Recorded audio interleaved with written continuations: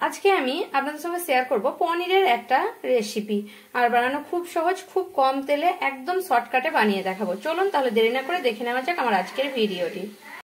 পনিরের রেসিপিটা বানানোর জন্য আমি এখানে 250 গ্রাম পনির নিয়ে নিয়েছি, এটাকে টুকরো করে কেটে নেব। আর নিয়ে নিয়েছি এখানে কিছু সবজি।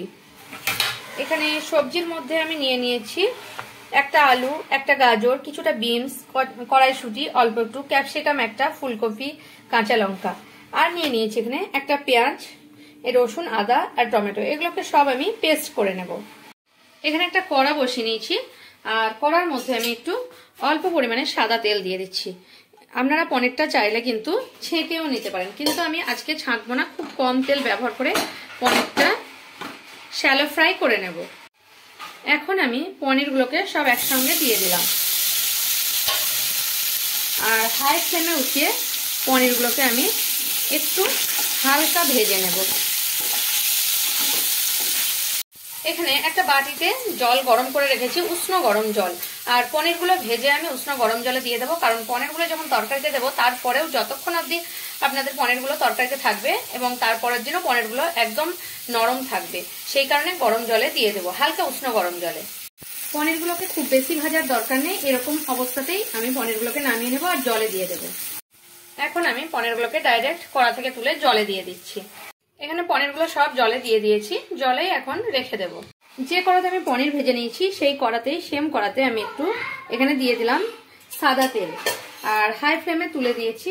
আর যে সবজিগুলো আমি কেটে নিয়েছি সেই সবজিগুলো সবকিছু আমি এখানে দিয়ে দেব, শুধু লঙ্কা বাদে। কাঁচা লঙ্কাটা আমি ওই পেঁয়াজ আদা রসুনের সঙ্গে মানে পিষে নেব, আর এখানে সবগুলো আমি দিয়ে দিচ্ছি। আর মিডিয়াম টু হাই ফ্লেমে রেখে এগুলোকে একটু ভাজা ভাজা করে নেব। এইভাবে ভাজতে থাকবো। সামান্য একটু নুন দিয়ে দেবো, এর মধ্যে অল্প একটু নুন ব্যবহার করলাম। আর এটাকে আমি এখন এভাবে ভাজতে থাকবো মিডিয়াম ফ্লেমে রেখে, আর মাঝে মাঝে নাড়তে থাকবো। আর এখন আমি ঢাকা দিয়ে এটাকে ভাজতে থাকবো। এখন 10 মিনিট পরে দেখাচ্ছি, মিডিয়াম ফ্লেমে রেখে একটু ভাজা ভাজা হয়ে গেছে। আর আজ আমি খুব শর্টকাটে রান্নাটা করে দেখাবো, তাই এটাকে তুলে রাখছি না। এর উপরে যে পেঁয়াজ, আদা, রসুন, টমেটো, কাঁচা লঙ্কা পেস্ট করেছিলাম সেই পেস্টটা দিয়ে দিচ্ছি। একটু জল দিয়ে দেবো। দিয়ে দিচ্ছি খুব সামান্য পরিমাণে হলুদ, আর একটু দিয়ে দেবো লঙ্কা গুঁড়ো। খুব বেশি দেবো না, কারণ কাঁচা লঙ্কা বেটে দেওয়া আছে, তাই অল্প একটু লঙ্কা গুঁড়ো দিয়ে দিলাম। দিয়ে দিলাম একটু কালারের জন্য কাশ্মীরি রেড চিলি পাউডার। এটা আপনারা অ্যাভয়েড করতেও পারেন, কিন্তু এতে টেস্টের কোনো বদল হবে না। মিডিয়াম ফ্লেমে রেখে এবারে মশলার সঙ্গে সবজিগুলোকে আমি কষিয়ে নেব। এখন আর ঢাকা দেওয়ার প্রয়োজন নেই, এমনি কষিয়ে নিলেই হবে। 5 মিনিট হলো মশলাটা আমার কষানো হয়ে গেছে। এই টাইমে আমি পনিরগুলো দিয়ে দেবো, আর জল সহ দেবো না, জল থেকে তুলে দেব। এখন আমি পনিরগুলো দিয়ে দিয়েছি, এবারে একবার নেড়ে নেব 2-1 মিনিট। তারপর যে পনিরের জলটা রেখেছিলাম সেই জলটা অল্প অল্প দিয়ে দেব। 2-1 মিনিট নেড়ে নিচ্ছি, তারপরে যে পনিরের জলটা আমি রেখেছি এখানে সেটা অল্প অল্প দিয়ে দিচ্ছি। এবারে সবগুলো আমি মিক্স করে নেব।